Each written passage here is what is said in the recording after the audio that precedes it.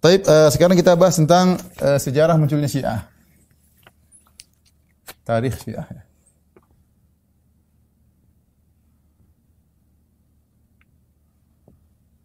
Sejarah munculnya Syiah.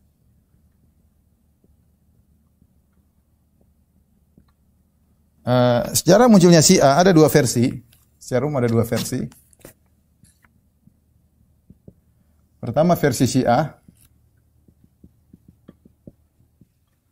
kemudian versi selain Syiah ya. Versi selain Syiah. Maksudnya Ahlu Sunnah dalam makna umum itu Ahlu Sunnah. Kalau makna umumnya adalah lawan Syiah semua, mau Mu'tazilah, Syairah, mau Salafiyah, mau apa saja Ahlu Sunnah kalau dibandingkan dengan Syiah ya. Versi selain Syiah. Adapun versi Syiah, mereka mengatakan mereka ingin menyatakan bahwasanya Syiah sudah ada sejak dulu ya. Ada beberapa pendapat di antaranya, beberapa pendapat di antara mereka. Pendapat di kalangan mereka. Saya ajak kawan-kawan kalau di internet ada buku karangannya Nasir Al-Kifari tentang Syiah. Bagus ya, jadi dia bahas. Ada dua, saya punya satu buku. Saya lupa penulisnya, yang satunya Nasir Al-Kifari, Dr. Nasir Al-Kifari, risalah S3, disertasi di Jamiatul Imam Muhammad bin Saud ya. Bagus tentang masalah Syiah, dan kita akan banyak mengambil dari buku tersebut dan buku satunya juga ya. Pendapat di kalangan mereka.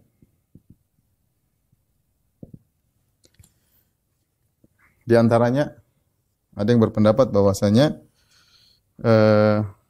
tidak semua nabi, katanya nabi bersabda, ada hadis palsu. Hadis palsu. Hadis palsu menurut kita, menurut mereka benar.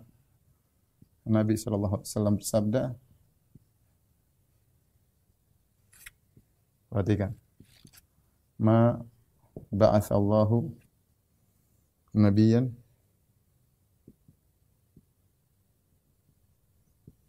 illa waqad da'ahu ila wilayatika.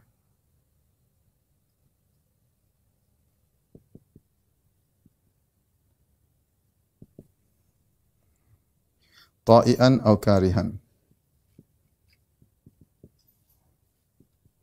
Jadi Nabi pernah bilang sama Ali, wahai Ali, tidaklah seorang nabi pun diutus oleh Allah kecuali Allah menyuruh dia untuk menuju kepada kewalianmu, ya disuruh untuk menuju kepada kewalianmu, taat atau benci ya. Ini pendapat ya. Hadis palsu kata mereka bahwasanya sejarah Syiah ini maksudnya apa? Sejarah Syiah sudah ada sejak zaman Nabi Adam ya. Maksudnya Syiah itu sudah disebut-sebut sejak zaman Nabi Adam. Buktinya apa? Tidaklah Allah mengutus nabi kecuali disuruh untuk menyebut tentang kewalian Ali atau keimamahan Ali. Kemudian juga mereka berdalil dengan firman Allah Subhanahu wa taala, wa laqad ahdina ila adama min qabl fanasiya. Ya. Allah berfirman, wa laqad ahdina ila adama min qablu fanasiya wa lam najid lahu azma. Kami telah mengambil janji kepada Adam sebelumnya ya. Fanasiya, Adam lupa. Adam lupa. Lupa apa? Lupa menyampaikan bahwasanya Ali adalah imam. Jadi ini omong kosong, ini perkataan mereka. Jadi semua nabi, mau Nabi Adam, Nabi Nuh, Nabi Musa, Nabi Harun, Nabi Sulaiman, semua ngomongin tentang keimamahan Ali. Ini khurafatnya orang Syiah. Tapi mereka ingin menggambarkan bahwasanya kewalian Ali atau keimaman Ali sudah ada dari awal sejak Nabi Adam, hanya saja Nabi Adam lupa. Bahkan mereka mengatakan juga, kata mereka bahwasanya setiap sahifah, setiap kitab suci dan sahifah para nabi, sahifah Ibrahim dan yang lainnya para nabi,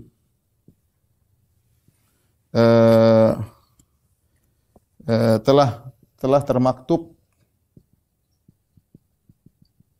tentang keimamahan Ali. tentang keimaman Ali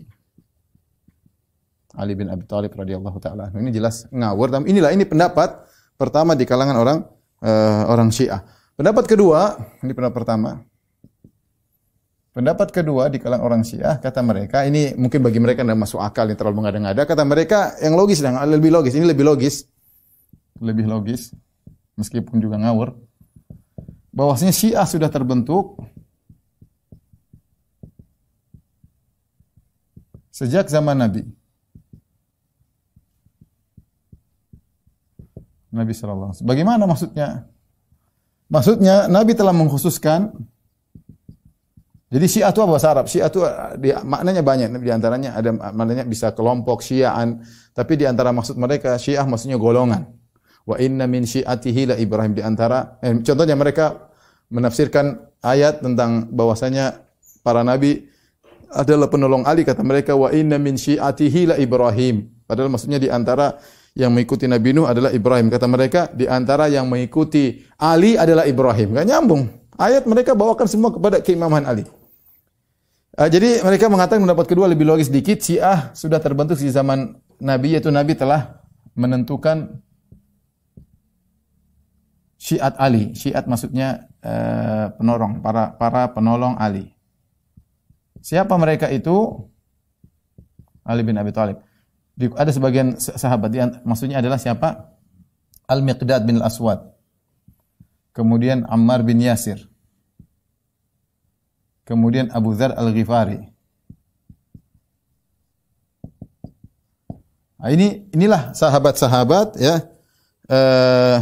Salman Al-Farisi.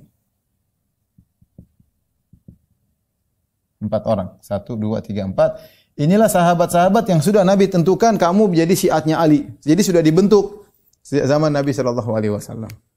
Ini bantahan kepada ini gampang sekali. Ini bantahan katanya setiap Nabi sebenarnya sudah ada sebut tentang keimaman Ali. Mana kitab suci Taurat, Injil bicara tentang keimaman Ali. Terlalu gulu berlebihan kepada Ali. Enggak ada. Ali radhiyallahu anhu orang yang sangat mulia, dijamin masuk surga. Tapi tidak ada Nabi Adam disuruh Nabi Adam lupa. Ini tafsir ngawur ya. Jadi di sini antum bisa tahu bagaimana yang bukan masalah ayatnya, tapi tafsirnya ngawurnya yang repotnya. Tapi pendapat yang kedua juga tidak logis. Kenapa tidak? Meskipun lebih logis dari pertama, tapi juga tidak logis. Kenapa tidak logis?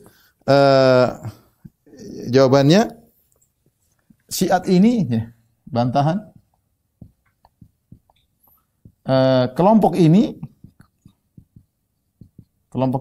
tidak ada wujudnya